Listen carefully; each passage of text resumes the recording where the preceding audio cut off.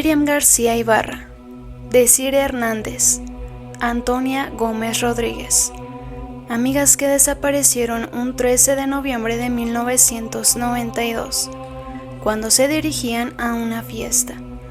Sus cuerpos fueron encontrados 75 días después, un 27 de enero de 1993. Se recomienda alta discreción al ver y escuchar este video, y no olvidemos el respeto para las familias y víctimas.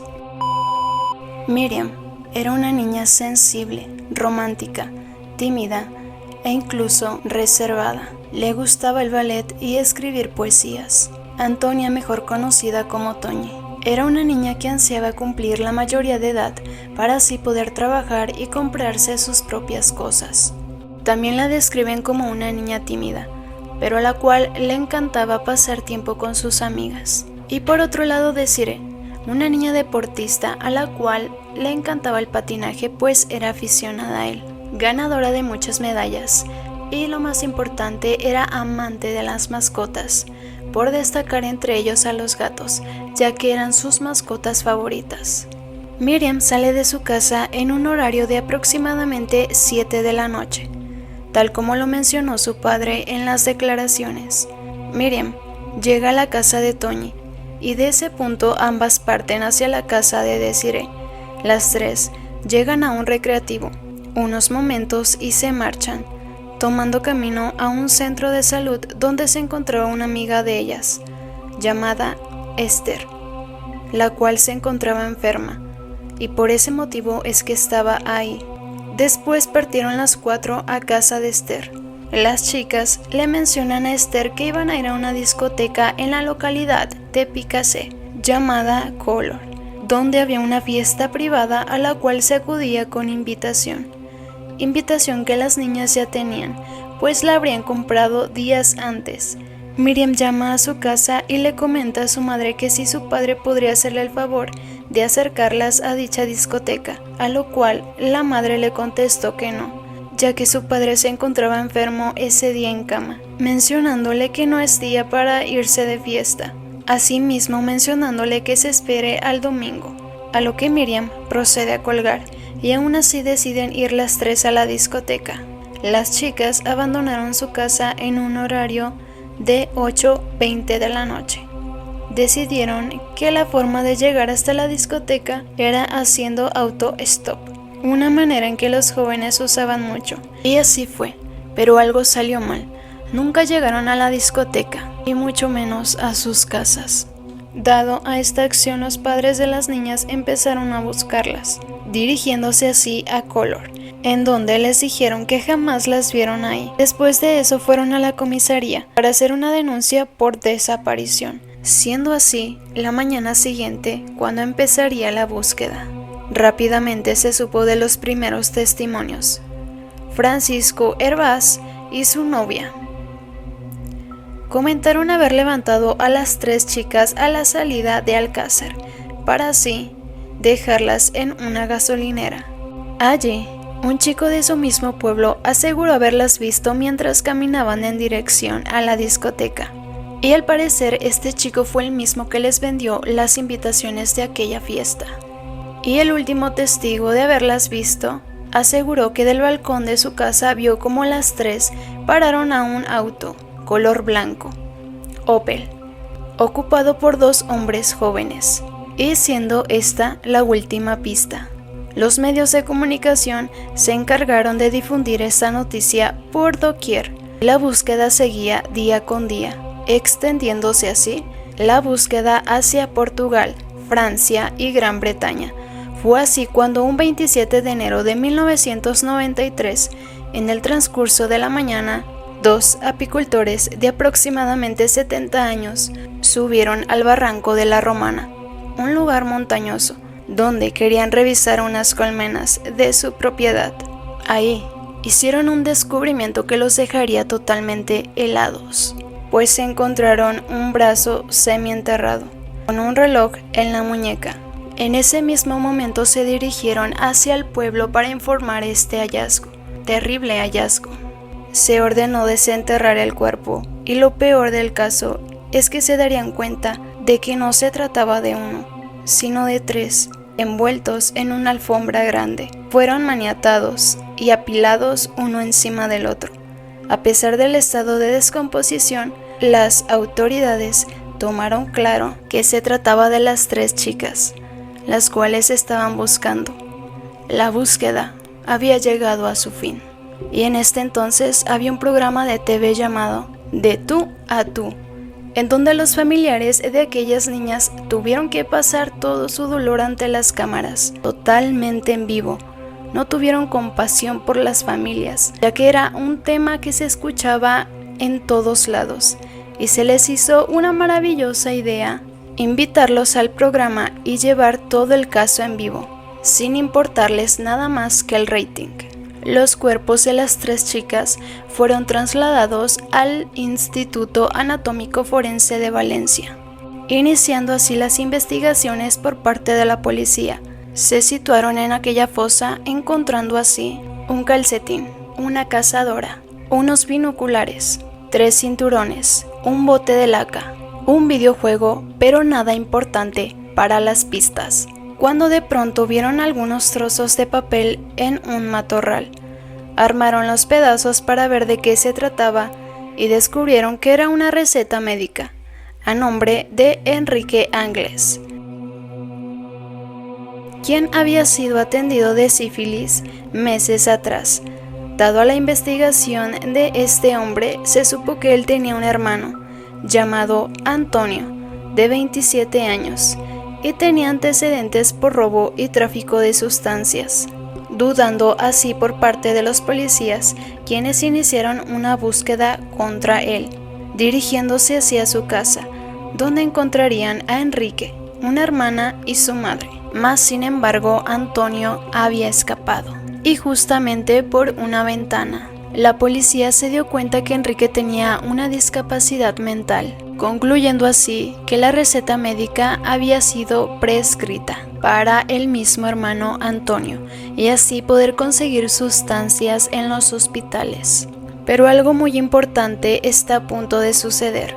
A la localidad de aquella casa llegaron 2 hermanos más, con un amigo llamado Miguel Ricardo, de 23 años, cuyo apodo era el Rubio, con un largo historial de infracciones, donde estuvo involucrado junto con Antonio. Todos los presentes, excepto la madre, fueron llevados al cuartel como testigos. Al final fueron liberados, siendo así que el único que quedaría detenido sería el Rubio, ya que contaba con un montón de contradicciones. A medianoche decidió confesar, teniendo como resultado la historia más horrible que ellos habrían escuchado. Confesó que el 13 de noviembre de 1992 salió junto a Antonio en un auto, cuando vieron a las 3 chicas en una estación de servicio y se ofrecieron a llevarlas hacia la discoteca, y una vez que subieron las retuvieron. Luego se dirigieron a un edificio abandonado en el barranco de la Romana. Una vez ahí, las ataron a un poste de madera. Después, Antonio las fue desatando una por una para abusar de ellas, mientras que el Rubio las sostenía para que no se resistieran. Y según sus hechos, él solo habría abusado de Desiree, y al terminar el acto las volvían a amarrar, dejándolas solas en aquel lugar, mientras ellos se iban a un bar en un pueblo vecino. De regreso, Antonio volvió a repetir las mismas acciones con cada una de ellas. Después se quedaron dormidos y a medianoche fueron despertados por los llantos y gritos de las chicas. Antonio les gritó que se callaran, pero las chicas no hicieron caso. Él se levantó enfurecido y las golpeó con un palo, y horas más tarde las obligaron a caminar, ellos con un arma y solamente a luz de las velas. Así fue hasta llegar a una fosa que Antonio había cavado allí. Antonio habría acabado con sus vidas disparándoles en la cabeza, y finalmente envolvieron sus cuerpos en una alfombra, los cuales cubrieron con tierra. Esta confesión tenía como resultado que el Rubio solamente había sido partícipe en el hecho, mientras que Antonio era el autor material. 3 días después, se llevó a cabo el funeral de las chicas, acudiendo a la alcaldesa de Valencia y unas 30.000 personas que llenaban las calles de aquel pueblo, y así acompañar a las familias hasta el cementerio de Alcázar. Todo marchaba, hasta que 2 meses después, el Rubio decidió retractarse y decir que lo habían golpeado para decir eso, pero con lo que no contaba es que varios testigos habrían reconocido como el mismo auto al que habrían subido aquellas chicas. Pero la investigación daría un giro drástico, pues el resultado de una de las necropsias arrojó 12 de las muestras genéticas. No pertenecían ni al Rubio ni a Antonio, demostrando así que en el hecho pudieron participar más personas, hasta 7 inclusive. También se indican que el tamaño de los insectos no correspondían con el estado de descomposición de aquellos cuerpos, sugiriendo que las chicas fueron enterradas en 2 lugares diferentes, que podrían haber sido sumergidas en el agua. Sin embargo, no había datos suficientes para demostrarlo. Lo único cierto y verdadero era que la declaración del Rubio se iba cayendo a pedazos. Fernando García, padre de Miriam, denunció a los medios de comunicación sobre que los 2 acusados solo eran 2 chivos expiatorios y que ellos solo se habrían encargado de ocultar los cuerpos, pero que los verdaderos culpables era gente muy poderosa, de empresarios y políticos, diciendo asimismo que les habrían quitado la vida enfrente de una cámara para hacer una película explícita. En cuanto a las chicas, que habrían estado retenidas hasta en 4 lugares diferentes de Madrid. El 15 de marzo de 1993, la tripulación de un barco encuentra a bordo a un hombre, el cual era portugués. De pronto se dieron cuenta que se trataba de Antonio, el mismo que los policías ya llevaban buscando desde hace bastante tiempo. Lo encerraron en un camarote, y cuando el buque se acercaba a las costas irlandesas logró escapar. Después se lanzó al mar con un chaleco salvavidas. La Interpol llegó tarde. Lograron ubicar el chaleco a las orillas del puerto, pero no al hombre. ¿Sería Antonio de quien se trataba? Su rastro se perdió por completo, dándolo así por muerto. El 30 de septiembre de 1994 pidió realizar una nueva declaración, acusando a 2 personas más de participar en el suceso, los mismos que al principio del video nombramos: Mauricio Anglés, amigo de Antonio, y el hermano de Antonio, y otro hombre al cual apodaban el Nano. La guardia empezó una búsqueda contra el Nano, y la fiscalía investigó la implicación de Mauricio, quien era menor de edad en ese momento. Había pruebas que indicaban que Mauricio había estado ahí, ya que encontraron cabellos en aquel edificio, pero no hubo pruebas suficientes, ya que no se encontraba alguna prueba de que las 3 chicas hubieran estado ahí en el edificio.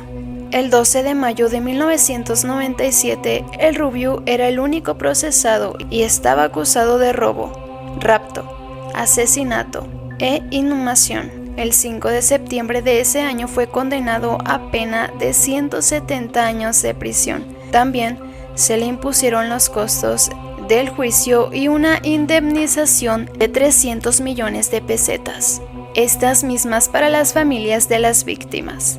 También la audiencia determinó que Antonio Anglés habría sido el culpable y el autor principal de aquellos asesinatos, pero que su paradero era un misterio. Debido a un cambio de leyes españolas, el 29 de noviembre del 2013, el Rubio fue liberado, tras estar solamente 21 años preso, de los 170 que tenía por condena. Si este video ha sido de tu agrado, no olvides regalarme un like, comentar o compartir.